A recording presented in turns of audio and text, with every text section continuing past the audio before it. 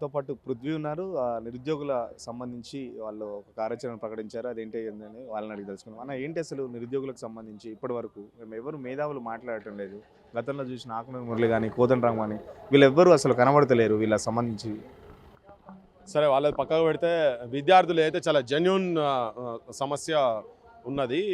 నిరుద్యోగులు మొత్తం అంటే కాంగ్రెస్ అధికారంలోకి రాకముందు వాళ్ళు మేనిఫెస్టోలో పెట్టినటువంటి అంశాల గురించి మాత్రమే అవి నెరవేర్తలేవు అనే ఉద్దేశంతో వాళ్ళు అవే డిమాండ్స్ పెడుతున్నారు. గ్రూప్ 1 కావచ్చు, పోస్టులు ఇంక్రీజ్ చేస్తామనే కావచ్చు, ఇవన్నీ అద్భుతంగా నిరుద్యోగుల కన్నా ఎక్కువ వాళ్ళు మాట్లాడినారు. రేవంత్ కావచ్చు, తర్వాత బట్టి ఉప ముఖ్యమంత్రి కావచ్చు, వీళ్ళందరూ మాట్లాడిన అంశాలు. సో వాటిని మీరు చెప్పిన మాటలే రాహుల్ గాంధీ, ప్రియాంక గాంధీ, సోనియా గాంధీ చేతుల మీద అంటే వీళ్ళని ఎవరు నమ్మతలేరని చెప్పి వాళ్ళని కూడా తీసుకొచ్చి యూత్ డిక్లరేషను, తర్వాత ఇక్కడ నిరుద్యోగ డిక్లరేషన్ చెప్పి వాళ్ళు అనౌన్స్ ఏదైతే చేసిండ్రో వాళ్ళ చేతుల మీద. సో పరువు కాంగ్రెస్ పార్టీ, కాంగ్రెస్ క్యాడర్ పరువు పాతాళంలో ఉన్నదని చెప్పి వాళ్ళని తీసుకొచ్చి ఇక్కడ అయితే పెట్టిన దాన్నే అమలు చేయమని చెప్పి డిమాండ్స్ పెట్టి అడుగుతున్నారు. నీకు పరీక్షల డేట్స్ కూడా చాలా కొన్ని క్లాష్ అవుతున్నాయని చెప్పి మొన్న సంగీత కూడా ఆత్మహత్య కూడా దానికే జరిగింది కనుక ఇప్పుడు కార్యాచరణ ఏంటంటే ఇప్పుడు యువకులు, విద్యార్థులు వీళ్ళు ఎట్లా అంటే ఇక్కడ మొదలు పెట్టింది వాయనాడు దాకా, ఢిల్లీ దాకా ఇన్పియాల వీళ్ళ లొల్లి అనేది చాలా క్లియర్గా తీసుకోపోయినాయి. ఇప్పుడు ఏ మేధావులైనా ఎవరైనా కానీ ఇక్కడ సమస్యల గురించి విద్యార్థి యువకులు బయటికి ఇళ్ళకి వెళ్ళి కదులుతూనే వాళ్ళ స్థాయికి పోయింది ఎవరైనా కానీ.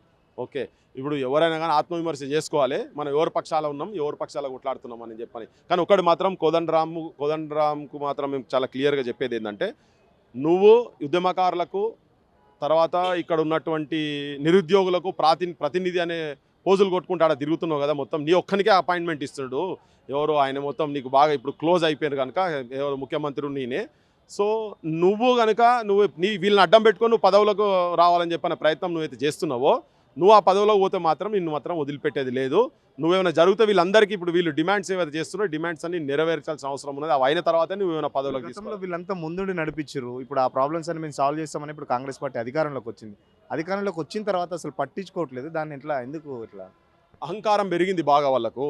అధికారం అంటారు కదా, అధికారం మదం పెరిగింది అంటారు చూసినావా, అట్లా తయారైపోయింది వీళ్ళకు. నెత్తికెక్కింది తాళ అధికారం అనేది, నెత్తిలకెక్కి ఇలా నిరాహార దీక్ష చేస్తున్న పిల్లగాని దగ్గరికి, లేకపోతే యూనివర్సిటీ దగ్గరికి, చిక్కడపల్లి నిరుద్యోగుల దగ్గరికి, ఏదైతే రాహుల్ గాంధీ అంతకుముందు వచ్చి ఆయనకు అంత పురుసత్ దొరికింది, టైం దొరికి చిక్కడపల్లి దగ్గరికి ఒక సెంట్రల్ లైబ్రరీ కాడికి వచ్చి మాట్లాడేంత అప్పుడు ఉంది.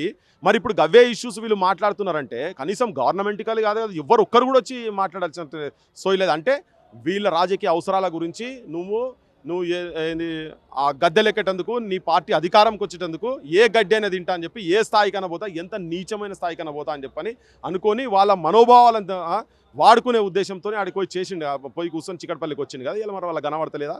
వాళ్ళు అదే విద్యార్థులు వచ్చి దానికి ఇక్కడ కూర్చొని సభాధ్యక్షత వహించినటువంటి విద్యార్థి వచ్చి కూడా ఇంతకుముందు శివ మాట్లాడిపోయిండు. అది వచ్చి ఇక్కడ వచ్చి టేబుల్ బల్ల గుద్దిండు, రేవంత్ వచ్చి బల్ల గుద్ది చెప్పిండు. మరి వాళ్ళు ఏమైంది, మేము పోతే కనీసం అక్కడ దాకా కూడా రాణిస్తలేరు, వెనకకి తీసుకుపోయి అరెస్టులు చేసి బయట తీసుకొని వదిలి పెడతారని. ఇనుప కంచెలు తీసేసినామంటే ఆడ గేట్ల ముంగట నువ్వు తీసుకుని ఇనుప రాడ్లుగా తీసేసినాయి. మీ లోపల ఉన్నటువంటి మీ మనసులో ఉన్నటువంటి కంచెలు ఏదైతే ఉన్నాయో అవి దీని ఫస్ట్. అవి తీస్తే మీకు ఏమైనా సోయికి వచ్చే ఆలోచనలు వస్తాయి. మీకు ఏం గొంతమ్మ కోరికలు కోరతలేరు వాళ్ళు, చాలా చిన్నవి. నువ్వు ఇలా అది జీవన్ రెడ్డి లేవనెత్తిన అంశం, చిన్న అంశం గురించి ఎవరో ఆయనకు వ్యతిరేకంగా నిలబడ్డటువంటి వేరే పార్టీలకు వెళ్ళి నిలబడ్డటువంటి ఎమ్మెల్యేని తీసుకుపోయి జాయిన్ చేస్తే దానికి ఆయన అలిగిండని చెప్పని మీరు ఇలా మొత్తం నీ మంత్రిమండలి కావచ్చు అందరు నిద్రపోకుండా ఢిల్లీలో ఉన్న వాళ్ళ కాడికి వెళ్ళి ఫోన్లు చేసిపోతున్నారు కదా. మరి రాహుల్ గాంధీ వచ్చి ఇక్కడికి వచ్చి చిక్కడపల్లికి వచ్చి చెప్పిపోయినటువంటి మాటలు మీరు నెరవేర్చలేరు, మాటలు అబద్ధాల మూటలైనాయని చెప్పని నిరుద్యోగులు అంటుంటే మరి వాళ్ళని కనీసం వచ్చి మాట్లాడి ఏంది మీ సమస్యలు ఏందని. ప్రతిపక్షాలు రెచ్చగొడుతున్నాయి, నిరుద్యోగులు ప్రతిపక్షాల ట్రాప్లో ఉన్నారు కాంగ్రెస్ వాళ్ళు అంటున్నారు. ఇవి ఎంతగానో లంగ మాటలు లేవు బా, పచ్చి మోసం మాటలు. అదే రాహుల్ గాంధీ చెప్పినాయే కదా మేము అడిగేది, ఇప్పుడు వీళ్ళు నిరుద్యోగులు అడిగేది. దీనిలో ఆపోజిషన్ రెచ్చగొడతారు పిచ్చోలా. ఒకరొకరు పీజీలు చదివి పెద్ద సివిల్ సర్వీసెస్, యూపీఎస్సీ, తర్వాత తెలంగాణ పబ్లిక్ సర్వీస్ కమిషన్కు చదువుకున్నటువంటి పోస్టులకు ప్రిపేర్ అవుతున్నారు. వాళ్ళంతా ఈజీగా లూర్ అవుతారా? ఇలా రోజుకోరు పోయి ఆడ ధర్నా చౌక్ ఆడపోయి ముఖ్యమంత్రి ఇంటి ముంగట జరిగింది. మేము చెప్తే ఏమైనా అవుతుందా? నేను ఇవాళ వరకు ఇప్పుడు ఈ అంశం గురించి నేను ఫస్ట్ టైం మాట్లాడుతున్నా. ఎందుకంటే చూద్దాం ఇది ఎట్లా జరుగుతున్నది ఏంటిది ఇదంతా మొత్తం వెనక నుంచి అసలు అబ్జర్వ్ చేద్దాం మొత్తం కంప్లీట్గా. మొన్న రాత్రి పోయినా ఎందుకు ఆయన నిరాహార దీక్ష చేస్తూ మీరు గట్టిగా ఉంటాడా లేదా ఈ పిల్లగాడ మోతీలాల్ అంటే లేదన్నా నేను గట్టిగా ఉంటా అని చెప్పండి. ఎస్ కరెక్ట్ అని పోయిండు, ఆ పిల్లగాడ పోయింది. ఇప్పటిదాకా ఇప్పుడు 3వ రోజు అన్నం తినకుండా మీరు ఢిల్లీలో పోయి మంచి అలిషాన్ భోజనాలు చేసుకుంటూ తిరుగుతున్నారు కదా ఢిల్లీలో. ఢిల్లీ పోయి క్లబ్లలో గిబ్లలో పోయి ఈ కాంగ్రెస్ నాయకులంతా ఆపోజిషన్ రెచ్చగొట్టేటువంటిది కాదు. నువ్వు మీ కాంగ్రెస్ మేనిఫెస్టోలో వాళ్ళు సోనియా గాంధీ, రాహుల్ గాంధీ, ప్రియాంక ఇచ్చినటువంటి మాటల గురించే మాట్లాడుతారు కదా. కాంగ్రెస్ మేనిఫెస్టో కాకుండా వీళ్ళు ఉన్న వేరే పార్టీల మేనిఫెస్టోల గురించి పెట్టుకొని మాట్లాడుతున్నారా? వీళ్ళు అమలు చేస్తామనే కదా, రాగానే వెంటనే చేస్తామని చెప్పారు కదా, వాటి గురించి మాట్లాడు. దీనిలో అపోజిషన్ రెచ్చగొట్టేది ఏముంటుంది దీనిలో? మరి వాళ్ళందరినీ బస్ యాత్ర చేసిన వాళ్ళు కదా ఇలా మాట్లాడే వాళ్ళందరూ కాంగ్రెస్ పార్టీని అధికారంలో తీసుకురావాలని చెప్పి బస్ యాత్రలు పెట్టి ఉత్తర తెలంగాణ ఇన్ఛార్జ్ కూడా మాట్లాడిండు. సో అట్లా వీళ్ళందరూ పిల్లలందరూ కలిసి ఒక దగ్గర కూర్చొని వాళ్ళు చేస్తున్నారు కదా. మరి గాళ్ళని కూడా నువ్వు పిలుచుకో. ఇప్పుడు వాళ్ళందరూ చెప్తున్నారు డిఫరెంట్ పర్సనాలిటీస్ గురించి, వాళ్ళందరూ కాంగ్రెస్ పార్టీలో ఉండి నిరుద్యోగుల గురించి తరఫుకెళ్ళి మాట్లాడినాం అనుకున్న వాళ్ళందరి గురించి వాళ్ళందరూ మాట్లాడుతున్నారు కదా. మరి ఇంట్లో అపోజిషన్ వాళ్ళు వచ్చి రెచ్చగొట్టేది ఎక్కడ ఉంటుంది? ఇంట్లో భవిష్యత్తులో ఎలాంటి సపోర్ట్ ఉండబోతుంది నిరుద్యోగులకు సంబంధించి? మీరు ఎలాంటి కార్యాచరణ తీసుకోబోతున్నారు భవిష్యత్తులో? వాళ్ళు ఇప్పుడు ఆల్రెడీ 1-2 ప్రోగ్రామ్స్ అనౌన్స్ చేస్తున్నారు. 48 గంటలలో టీపీఎస్సీ దగ్గరికి పోయేదో ప్రోగ్రామ్ ఒకటి, చలో ఢిల్లీ ఒకటి, చలో వైనాడ్ ప్రోగ్రామ్ కూడా టేకప్ చేసే ప్లాన్ జరుగుతూ ఉన్నది.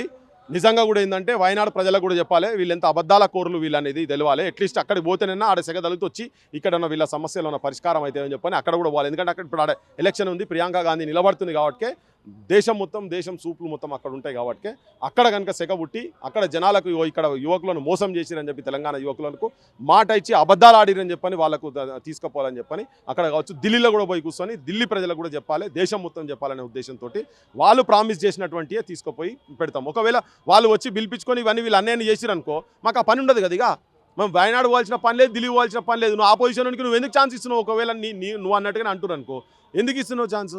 గతంలో అంత దుర్మార్గమైన పనులు చేసిరని కదా ఆయన ఇంటికి పంపించింది ఈ యువకులు కదా. మీరే చెప్పిండ్రు పాతాళంలో ఉన్నట్టు కాంగ్రెస్ పార్టీ పరువును నిరుద్యోగులు భుజాల మీద వేసుకొని మమ్మల్ని పదవులోకి వచ్చేదాకా తీసుకొచ్చి పెట్టిరని చెప్పి ఎలా మర్చిపోయారు? 6 నెలలు మర్చిపోతారా మీరు? అందుకని అది గుర్తుకు చేసేందుకు, సోయికి తీసుకొస్తేందుకు వాళ్ళు ఆ ప్రోగ్రామ్స్ టేకప్ చేస్తున్నారు. దానికి ఇప్పుడు కాదు కదా, తెలంగాణ రాకముందు నుంచి ఆంధ్ర పాలకుల మీద కొట్లాడుతున్నాం, వచ్చిన తర్వాత వీళ్ళతో కొట్లాడుతున్నాం. బరాబర్ ప్రజల పక్షాన, సమస్యల పక్షాన మేము ఉంటాం. మా సర్వ సపోర్ట్ వాళ్ళకు ఉంటుంది.